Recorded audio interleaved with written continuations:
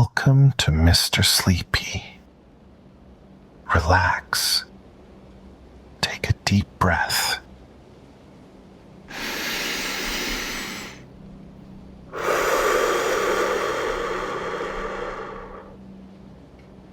And let's drift into tonight's story.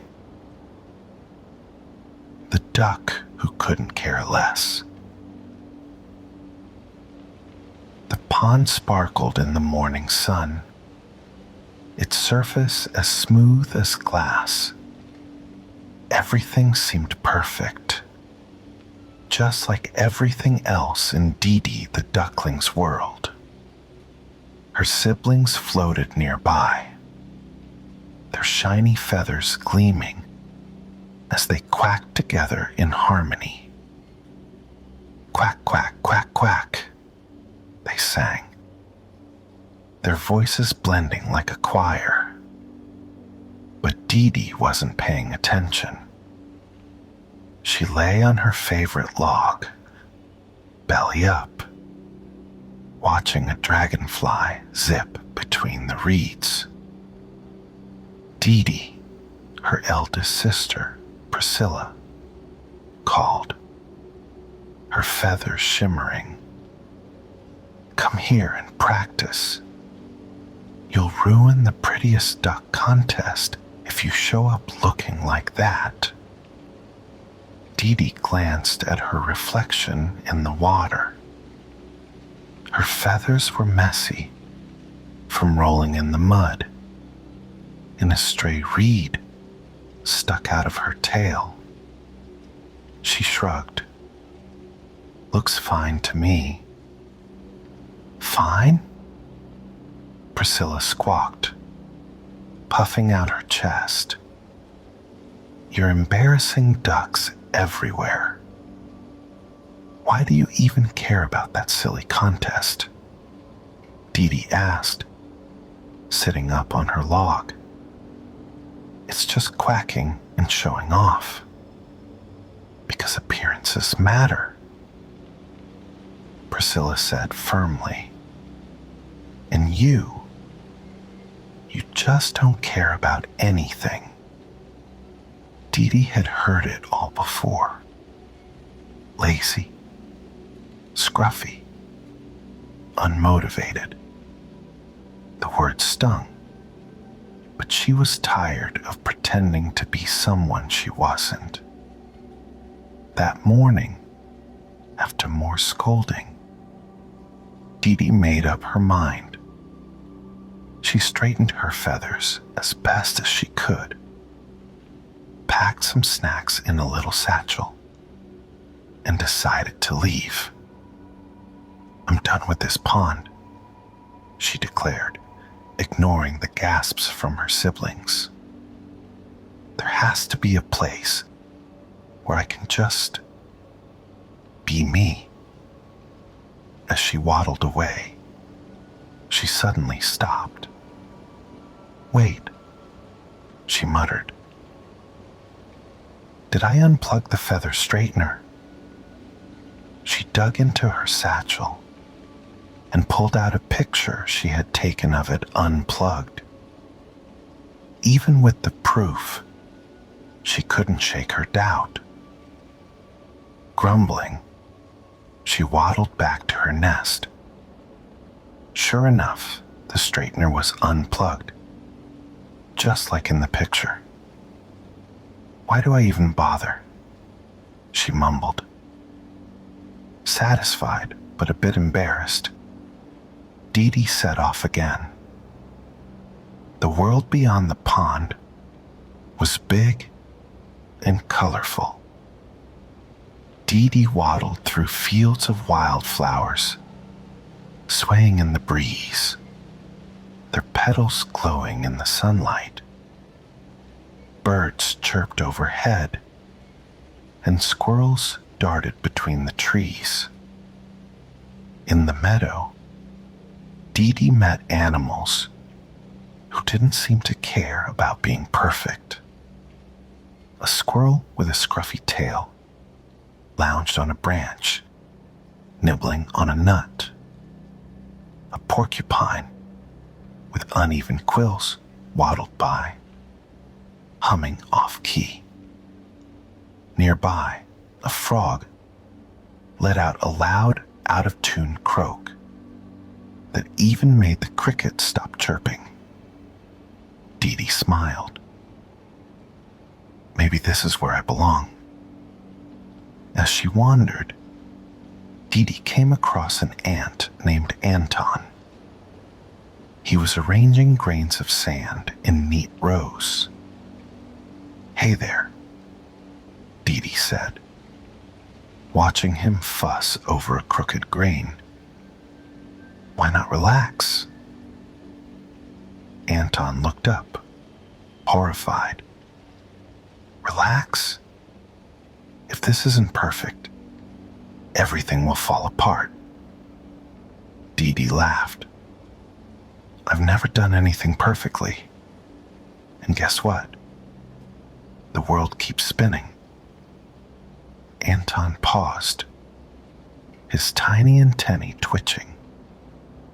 For the first time, he considered that maybe, just maybe, perfection wasn't everything. "Well," he said, "I'll think about it. Maybe." Dee-Dee waddled on until she found Myrtle the turtle, who was struggling to build a nest. Myrtle's slow movements couldn't keep up with the wind, which kept blowing her sticks away. "Need a hand? Or a wing?" Dee-Dee asked. Myrtle nodded gratefully. Dee-Dee tried to help, but her webbed feet weren't great at carrying sticks. Every time she grabbed one, it slipped from her grasp and scattered across the meadow. "Oops," Dee-Dee said. "Maybe I'm better at holding things in place than carrying them." She pulled out her reed phone and searched for nest building for beginners. Squinting at the tiny screen, she muttered, "How do turtles even do this without thumbs?" With tips from the video, Dee-Dee helped Myrtle build a sturdy, though slightly lopsided nest. "Thank you," Myrtle said, snuggling into her new home. "You're scruffier than most ducks, but you've got a good heart." Dee-Dee smiled, her heart warm. Maybe she wasn't perfect, but she could still make a difference. For the first time in a long while, Dee-Dee didn't feel like she had to prove anything.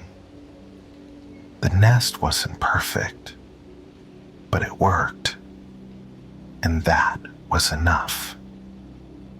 "Thanks again," Myrtle said. "Enjoy the meadow, Scruffy Duck." Dee-Dee laughed. "Scruffy is my thing. Take care, Myrtle."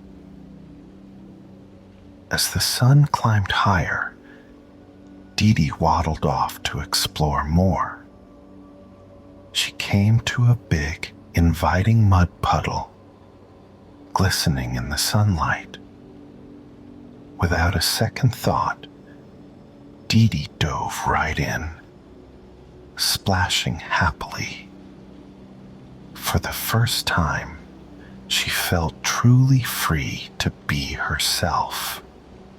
The mud felt cool and squishy, and Dee-Dee rolled around, letting it cover her feathers completely. She didn't care about getting dirty. It felt fun and freeing. Besides, she had always liked the way mud squished under her. When she finally waddled out of the puddle, covered in mud from head to tail, a group of rabbits stopped to stare. "Wow," one rabbit said, his big ears standing up straight. "That muddy look is so unique." Dee-Dee blinked. "Unique?" "Totally," another rabbit added. "It's like effortless style." Before Dee-Dee knew it, the rabbits were hopping into the mud, rolling around to copy her look. Dee-Dee laughed softly as she walked away. "If only they knew I just didn't feel like cleaning up today." Still smiling, Dee-Dee strolled through the meadow. She spotted a patch of wild berries and waddled closer, her stomach rumbling. But just as she reached for a snack, a familiar voice stopped her in her tracks. Well, well, well, if it isn't Dee-Dee the duckling," said a sleek goose with perfectly preened feathers and a sly smirk. Dee-Dee turned and groaned inwardly. It was the gossiping goose from her old pond. "What are you doing here?" Dee-Dee asked, trying to sound calm. "Oh, just spreading the word," the goose said with a fake sweet tone. "I heard you left the pond because you think you're too good for us." Dee-Dee's feathers ruffled. "That's not true. I left because I didn't fit in." The goose didn't care. "Sure," she said with a dramatic flap of her wings. "But you know, people are talking." It didn't take long for the gossip to spread. Soon, some of the meadow animals began whispering behind Dee-Dee's back.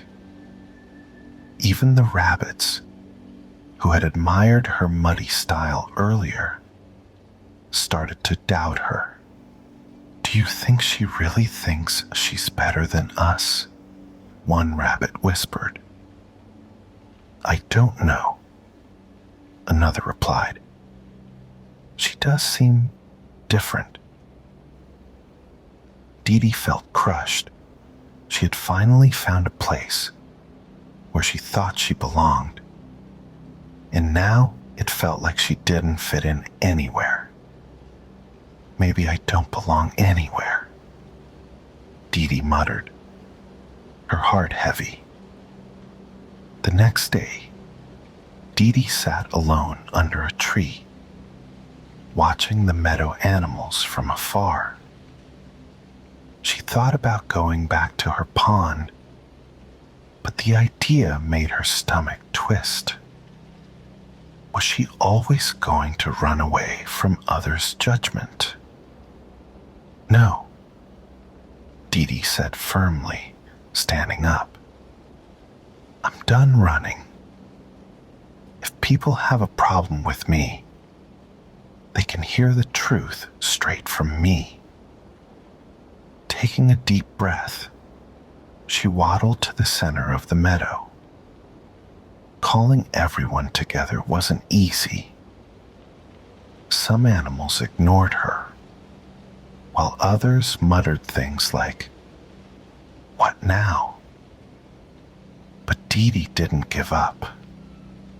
She kept calling until all the animals, even the gossiping goose, were gathered. Dee-Dee stood tall, though her feathers were still messy from the mud. "I know some of you have heard things about me, things that aren't true," she began, her voice steady. The animals exchanged uncertain glances, their whispers softening as they listened. "Yes, I'm different," Dee-Dee continued. "I don't care about being perfect or fitting in, but that doesn't mean I think I'm better than anyone. I just want to be myself. And you should be yourselves too." For a moment, the meadow was quiet. Then a squirrel with a scruffy tail stepped forward. "She's right," the squirrel said. "Being different makes us special. If we were all the same, this meadow would be boring." One by one, the animals nodded in agreement. Even the rabbits, who had doubted Dee-Dee, came forward to apologize. The gossiping goose, seeing the animals support Dee-Dee, fluffed her feathers and sniffed. "Well, this meadow's too strange for me anyway," she huffed, flying off in a swirl of feathers. Dee-Dee smiled as relief washed over her. As the animals returned to their usual activities, Dee-Dee felt lighter, like a weight she hadn't noticed was finally gone. "Thank you," the squirrel said, offering her a berry. Dee-Dee took it with a grin. "Anytime. Now, if you'll excuse me, I have a mud puddle to visit." After spending a few more days in the meadow, Dee-Dee decided it was time to return to her pond. Not because she had to, but because she wanted to. She missed the familiar sounds and sights, and she felt ready to face her siblings with confidence. When Dee-Dee waddled back into the pond, her siblings stared in shock. "Dee-Dee, you're back and covered in mud again?" Priscilla exclaimed, her beak wide with surprise. "Yep," Dee-Dee replied proudly. "And it's awesome." Her siblings exchanged glances, unsure of what to say. "Why do you always come back like this?" Priscilla asked, her voice softer than usual. Dee-Dee smiled. "Because I like it. The mud, the mess. It's me. I've stopped worrying about looking perfect and started enjoying life." The siblings were quiet for a moment. Then, Philip, one of the younger ducks, ruffled his feathers and spoke. "You seem happier," he said shyly. "I am," Dee-Dee said simply. "You don't have to like it, but it's who I am." Just then, a group of young ducks paddled by, their feathers streaked with mud. "Look at me," one quacked. "I'm doing the Dee-Dee look." Priscilla's eyes widened. "Wait, they're copying you?" Dee-Dee chuckled. "I guess they like being real more than being perfect." Her siblings shared sheepish smiles. Philip nodded. "Maybe we could learn something from you." "Yeah," Priscilla added reluctantly. "It's not about the mud. It's about being happy." Dee-Dee's heart swelled. For the first time, she felt truly at home. As the sun set over the pond, Dee-Dee climbed onto her favorite log, the water gently rippling below her. The golden light danced on the surface, and the soft hum of crickets filled the air. Being different doesn't make you less, Dee-Dee thought, her eyes growing heavy. It just makes you, you. With a contented sigh, she closed her eyes, letting the gentle sounds of the pond lull her into a peaceful sleep.